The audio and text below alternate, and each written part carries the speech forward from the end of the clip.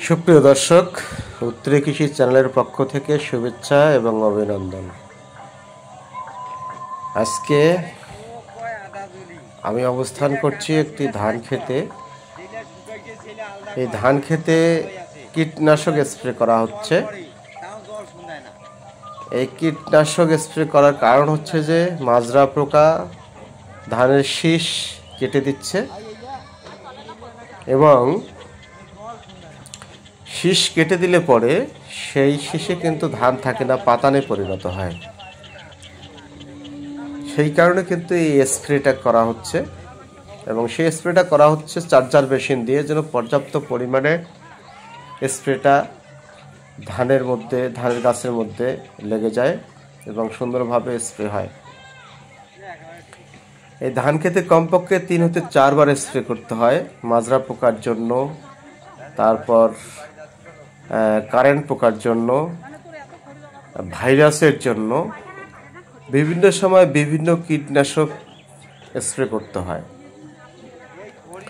তো আজকে যে স্প্রেটি করা হচ্ছে এটা হচ্ছে যে যেন কারেন্ট পোকা না ধরে ধানের গাছের মধ্যে এবং মাজরা যেন কাটতে না পারে, সেই সাথে আরেকটি উপকারী স্প্রে ঔষধ সেখানে দেওয়া হচ্ছে। সেটা হচ্ছে যে ধানের যে রং সেটা যেন চকচকে হয়, সেই জন্য কিন্তু আজকে এই স্প্রেগুলো করা হচ্ছে। তো আসলে বর্তমান যুগে ধান চাষ করতে গেলে স্প্রে করতে অনেক টাকা লাগে, কারণ বর্তমানে কিন্তু কীটনাশক ওষুধগুলোর দাম অনেক বেশি। আপনি 1 বিঘার মাটিতে স্প্রে করতে গেলে, একবার যদি স্প্রে করতে যান তাহলে আপনার কমপক্ষে 800-900 টাকা খরচ হয়, কারণ সেখানে 2-3 প্রকারের কীটনাশক স্প্রে দিতে হয়। সেই কারণে কিন্তু এই ব্যয়টা বেশি বৃদ্ধি পেয়ে গেছে। আর বর্তমান সময়ে স্প্রে যদি আপনি ধান খেতে না করেন তাহলে আপনি ধান ঘরে তুলতে পারবেন না, কেননা আবহাওয়ার পরিবর্তনের কারণে বিভিন্ন পোকামাকড় আক্রমণ করছে ধান খেতে। আর সেই জন্যই কিন্তু আসলে এই স্প্রেগুলো করা। যদি আমরা কখনোই হেয়ালিপনা করে স্প্রে করতে না যাই বা না করি, তাহলে কিন্তু আমরা ধান কখনোই ঘরে তুলতে পারবো না।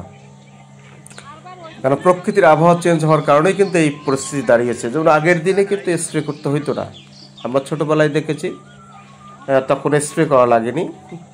ধান ক্ষেত এমনিতেই অটোমেটিকলি ধান শীষ বেরিয়েছে, ধান পেকেছে, আবার সেই ধান কেটে ঘরে তোলা হয়েছে। কিন্তু বর্তমান সময়ের প্রেক্ষাপটে, কালের বিবর্তনে কিন্তু সেটা হচ্ছে না। আপনাকে 1 বিঘা জমি চাষ করতে গেলে তার পিছনে প্রচুর টাকা ব্যয় করতে হয়।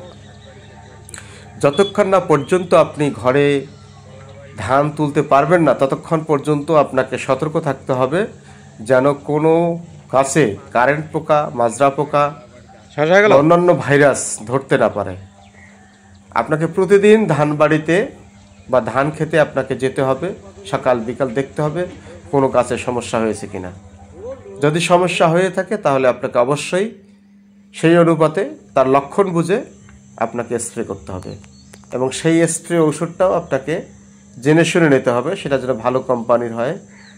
এবং ভালো কোম্পানির স্প্রে যদি আপনি করতে না পারেন, কীটনাশক ওষুধ নিতে না পারেন, তাহলে কিন্তু আপনার কোনো কাজে লাগবে না। পরিশেষে কি হবে, আপনার অর্থ ব্যয় হবে, কোনো কাজে লাগবে না। এই জন্য আপনাকে অবশ্যই সিনজেন্টা কোম্পানি নতুবা বায়ার কোম্পানি থেকে আপনাকে এই ওষুধগুলো ক্রয় করতে হবে।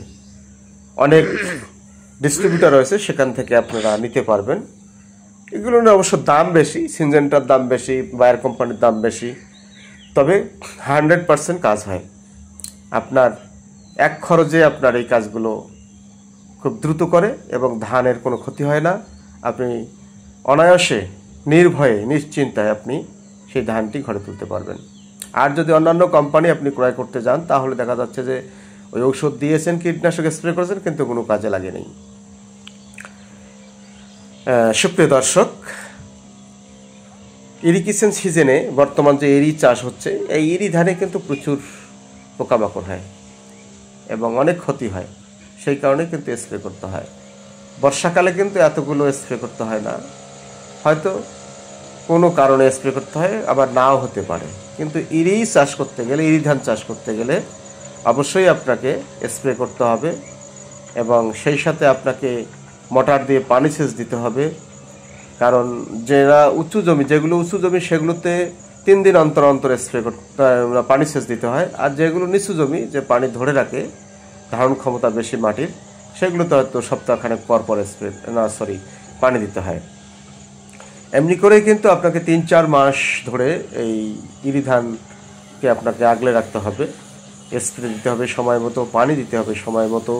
না দিলে কিন্তু আপনার ফসল ভালো হবে না, ধান প্রচুর পরিমাণে আপনি পাবেন না। তো শুধু দর্শক, আপনারা যারা এই ভিডিওটি দেখছেন অবশ্যই আপনারা সেই অনুপাতে ইরি ধানে কীটনাশক স্প্রে করবেন, সময় মতো পানি দেবেন এবং সময় মতো সার দেবেন।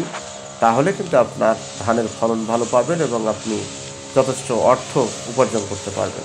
সুপ্রিয় দর্শক, আপনাদেরকে অশেষ ধন্যবাদ এবং শুভেচ্ছা রইল আবারও কৃষি চ্যানেলের পক্ষ থেকে। আপনারা ভালো থাকবেন, সুস্থ থাকবেন, এই প্রত্যাশায় রেখে আমি বিদায় নিচ্ছি। অতুল রায়, সবাইকে ধন্যবাদ এবং শুভেচ্ছা।